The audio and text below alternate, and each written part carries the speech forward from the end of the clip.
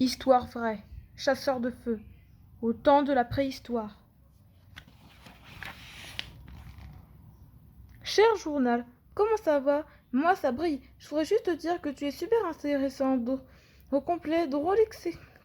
Tu m'as aidé de nombreuses fois pour l'école. J'adorerais que tu fasses un numéro sur Anna Nabalova, Marcotte, Dove, Rêve, Claude Bézi, Sylvie, Aiguillet, ou même Marie-Claude, Tragala. Cela fait 5 ans que je suis abonné.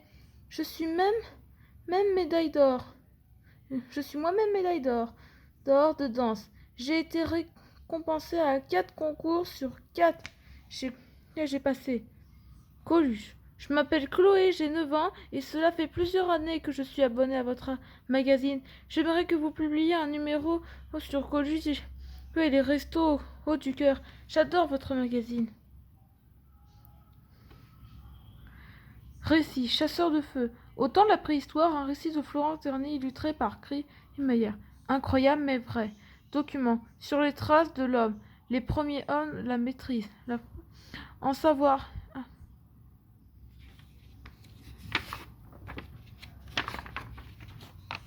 Chasseur de feu.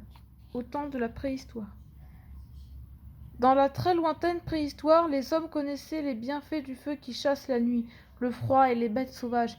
Mais tous ne savaient pas comment l'allumer, et comptaient sur la foudre et les incendies aussi quand le feu s'éteignait. C'était une véritable catastrophe pour la tribu.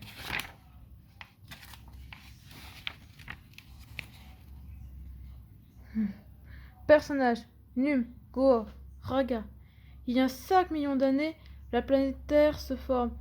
Il y a 67 millions d'années, les dinosaures disparaissent. Il y a environ 25 millions d'années, la première espèce d'homme apparaît. C'est l'Homo habilis. Il y a 5 millions d'années, l'homme maîtrise le feu.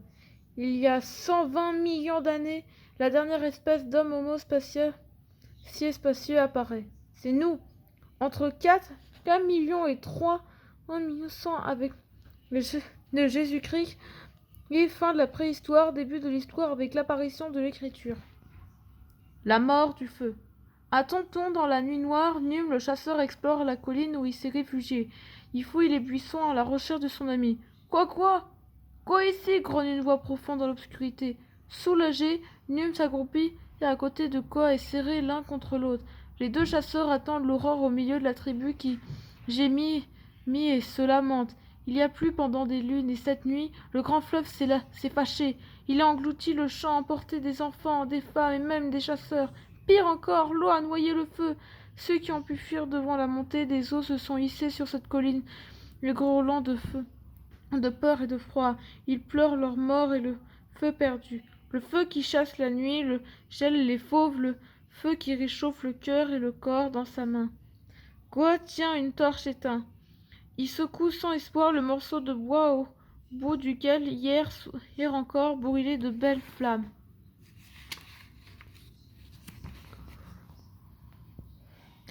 Roterès, la roche et l'ours crie quand-il. Mais le grand fleuve a vaincu Koi sans combat.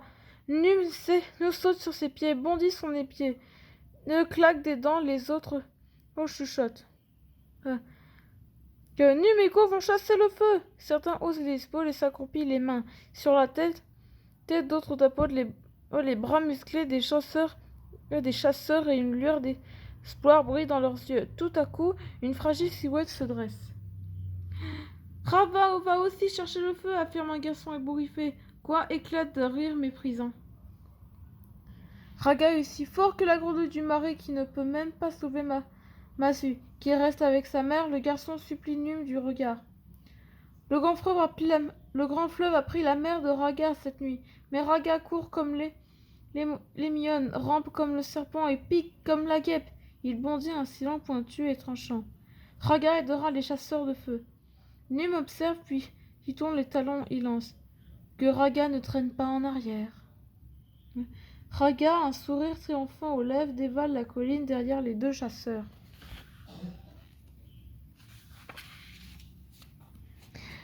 Le tigre à dents de sabre. Enfin indienne, Num, Go et Raga marchent depuis l'aube dans une vaste prairie et parsemé de buissons d'épinets, toujours vers le sud en suivant le grand fleuve. Et au crépuscule, Nuve lève la main. Le soleil va finir sa course. Il faut un abri pour la nuit. Goa dessine un fourré tout proche. Nume et Raga dorment. Goa veille. Le colosse qui a porté son énorme assiette sur l'épaule tout le jour ne sont pas fatigués. Raga, lui, a du mal à reprendre son souffle. Il observe les alentours quand un gémissement dans les herbes attire son attention. D'un geste de la main, il alerte les chasseurs. Les herbes s'écartent lentement. Apparaît alors une bête énorme, le plus redoutable des carnivores, la terreur des farouches. Le tigre est à dents de sabre, souffle Nume. Le fauve gonfle sa large poitrine, ouvre une gueule hérissée de crocs tranchants comme des lames. Son rugissement fait trembler le sol.